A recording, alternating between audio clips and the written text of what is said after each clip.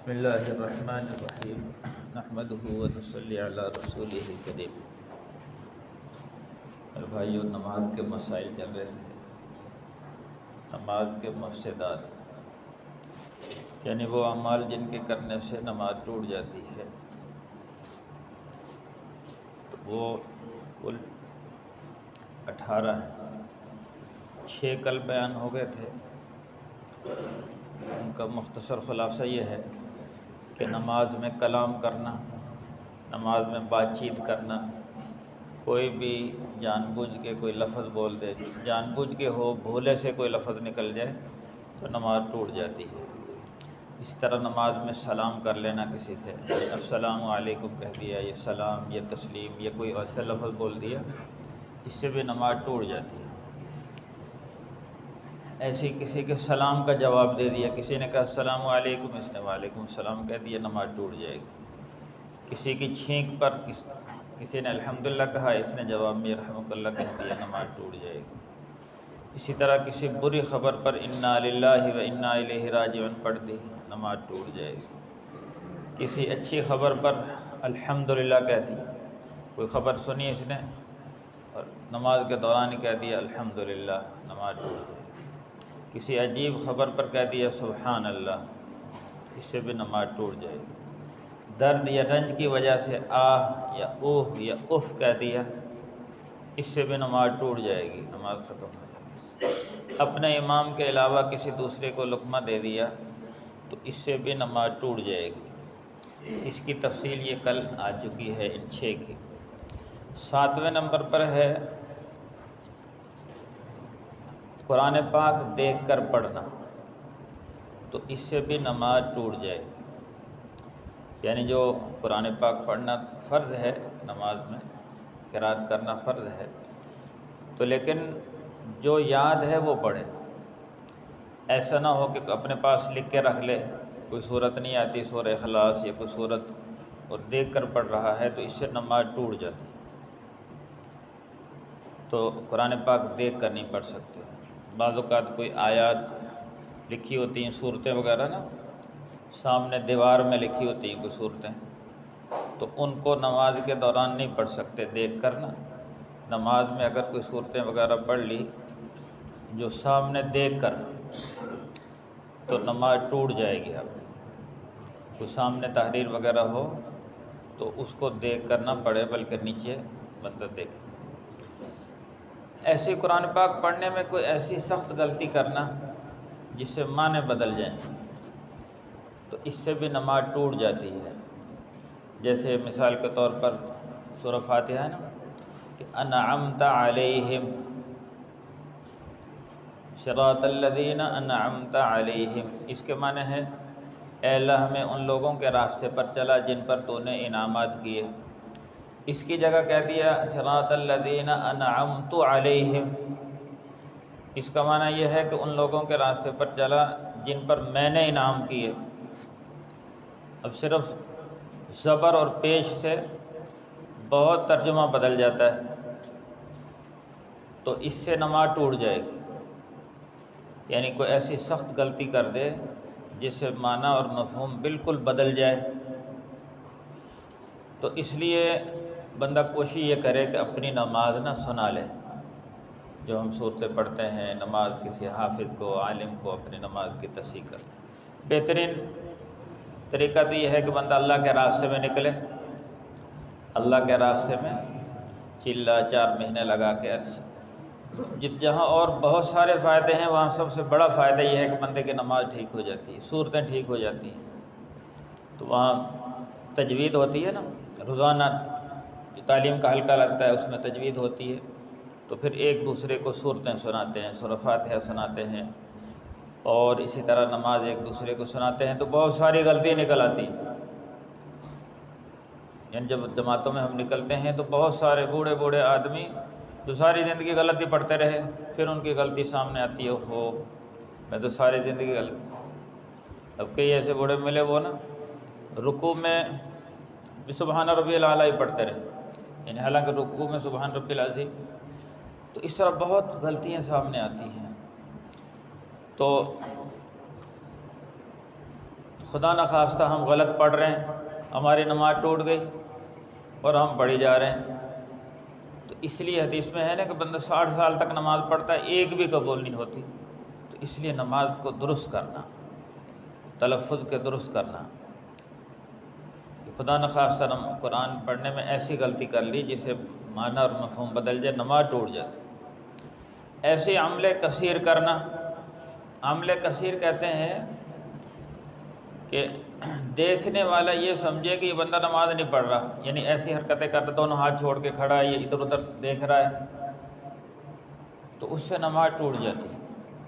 دونوں ہاتھ ہلانے سے بھی نماز میں اول تو ہاتھ ہلانا ہی نہیں چاہیے۔ اگر انتہائی مجبوری میں ہے، قیام کی حالت میں ہے، تو صرف ایک ہاتھ ہلائے، وہ بھی انتہائی مجبوری میں۔ اور بعض علماء نے یہ لکھا ہے ایک رکوع میں اگر 3 دفعہ ہاتھ ہلا لیا تو نماز ٹوٹ جائے گی، لیکن جمہور کے ہاں یہ ہے کہ نماز ٹوٹے گی تو نہیں، لیکن مکروہ ہے بار بار ہاتھ ہلانا، تو وہ بھی ایک ہاتھ، اگر دونوں ہاتھ ہلا لیے، دونوں ہاتھ چھوڑ دیے تو پھر نماز ٹوٹ جاتی۔ انتہائی مجبوری میں ایک ہاتھ کو ہلائے۔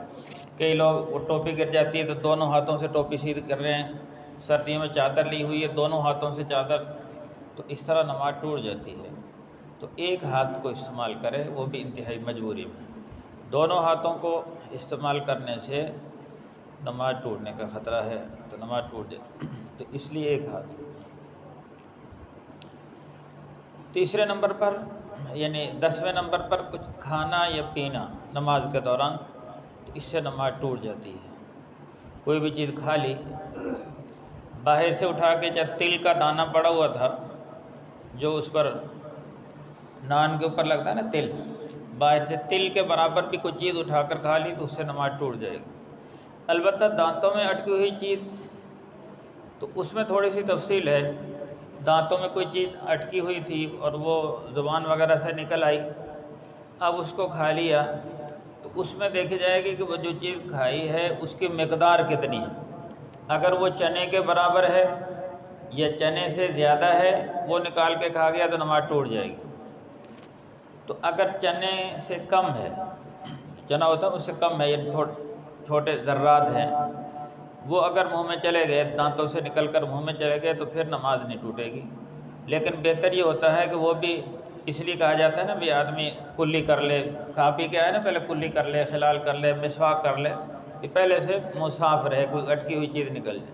لیکن خدا نخواستہ پھر بھی دانتوں میں کوئی چیز اٹکی ہوئی رہ گئی تو وہ چنے سے کم ہے، اس کو اگر نگل لیا تو پھر تو نماز نہیں ٹوٹے گی۔ چنے کے برابر ہے یا چنے سے زیادہ ہے تو اس کو کھا لیا تو نماز ٹوٹ جائے گی۔ ایسے ہی قبلے کی طرف سے بلا عذر سینہ پھیر لے، یعنی نماز پڑھ رہا تھا اور سینہ پھیر لے، اگر چہرہ پھیر لیا تو اس سے نماز مکروہ ہوتی، چہرے کو صرف پھیرنا۔ ایسے تو دھیان جما کے بندہ نماز پڑھے، لیکن خدا نخواستہ چہرہ پھیر لیا، سینہ نہیں پھیرا تو نماز ٹوٹے گی نہیں، مکروہ ہو جائے گی۔ لیکن اگر سینہ ہی پھیر لے تو نماز ٹوٹ جائے گی۔ بلا عذر کی قید اس لیے لگائی کہ عذر سے پھیرنے سے مراد یہ ہے کہ اگر خدا نخواستہ کسی کا وضو ٹوٹ گیا ہے تو وہ اس کی نماز وہیں رک جائے گی، سٹاپ ہو جائے گی، اور فوراً وہیں نماز کو چھوڑ کر وضو کرنے چلا جائے۔ تو چونکہ یہ عذر ہے، عذر کی وجہ سے اب سینہ بھی پھیرنا پڑ گیا تو پھیر سکتا ہے، وضو کر کے آئے پھر وہیں سے شروع کر سکتا ہے نماز۔ تو عذر کی وجہ سے سینہ پھیر سکتا ہے، بلا عذر سینہ پھیر دیا، اور عذر بھی یہی ہے کہ وضو ٹوٹ جائے، اس کے علاوہ کوئی عذر نہیں ہے، تو قبلے سے سینہ پھیر دیا تو وضو یعنی نماز ٹوٹ جائے گی اس کی۔ ایسے ہی 2 صفوں کی مقدار چلے، یعنی 2 صفوں کی مقدار بندہ نماز میں چلے تو نماز ٹوٹ جاتی ہے۔ اب 2 صفوں کی قید لگائی ہے تو اس کا مطلب ایک صف مجبوری میں چل سکتا ہے، تو اس کی ترتیب یہ ہے کہ بعض اوقات اگلی صف میں جگہ باقی ہے، اگلی صف میں جگہ خالی ہو نا، تو پچھلی صف والا چل کر اگلی صف میں آ سکتا ہے۔ پیچھے نماز پڑھ رہا تھا، اگلی صف میں خلا موجود ہے تو جو پچھلی صف میں نماز پڑھ رہا ہے ایک صف چل کر اگلی صف کو مکمل کر لے، اتنی علماء نے گنجائش۔ ایسے ہی دو آدمی نماز پڑھ رہے تھے، جماعت کرا رہے تھے، اب تیسرا آدمی آ گیا ہے۔ دو آدمی جب جماعت کرائیں تو حکم یہ ہے کہ امام ایک طرف کھڑا ہو اور مقتدی اس کے بائیں طرف ایک قدم پیچھے کھڑا ہو۔ لیکن اگر تین آدمی ہو جائیں، دو مقتدی، تو پھر اگر آگے جگہ ہو تو امام کو چاہیے ایک صف چل کے آگے چلا جائے، اور اگر آگے جگہ نہیں ہے تو پھر وہ جو تیسرا مقتدی آیا ہے وہ یعنی دوسرا مقتدی آیا تو پہلے مقتدی کو کھینچ لے اور وہ پیچھے دونوں پیچھے صف بنا لیں، وہ دونوں پیچھے کھڑے ہو جائیں۔ تو یعنی ایک صف کی مقدار بقدر ضرورت بندہ چل سکتا ہے، ایک صف چلنے سے نماز نہیں ٹوٹتی، دو صف چل لیا تو نماز ٹوٹ جائے گی۔ ایسے ہی حکم یہ ہے کہ پوری صف بنی ہوئی ہے، ایک آدمی آیا پیچھے، اب اکیلا کھڑا ہونا مکروہ ہے۔ اکیلا آدمی کا اگر اگلی صف میں جگہ ہو تو پہلے اگلی صف میں کھڑا ہو، پیچھے سے صف بنانا نہ شروع کرے، پہلے اگلی صف کو مکمل کرے، اور اگر اگلی صف مکمل ہو گئی ہے پچھلی صف بنانا شروع کرے تو درمیان ایک مسئلہ یہ سمجھے درمیان سے بنائے، کنارے سے نہ بنانا شروع کرے بلکہ امام کے پیچھے سے صف بنانا شروع کرے۔ اور پھر یہ دیکھے کہ کوئی بندہ آ رہا ہے، جہاں مسجد بڑی ہوتی ہے وہاں تو کوئی نہ کوئی آتا ہی رہتا ہے، پھر تو اکیلا کھڑا ہو جائے، کوئی نہ کوئی آ کے شریک ہو جائے گا۔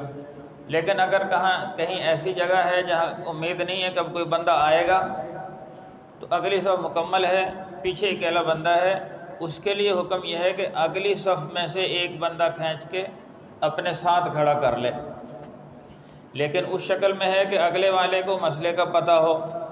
اگر اگلے والے کو مسئلہ پتہ نہیں اور اس نے کھینچا وہ تو تھوڑا سا اشارہ کر دے، کیونکہ اگر اس کو پتہ ہوگا مسئلے کا بھی پیچھے جا سکتے ہیں تو پھر تو وہ چلا جائے گا، اگر مسئلے کا پتہ نہیں ہے تو پھر کھینچے نہ، اسے کھینچے گا وہ خدا نخواستہ لڑنا پڑے، تو مجھے نماز کے دوران کھینچ رہا، تو پھر اکیلا ہی پڑھ لے۔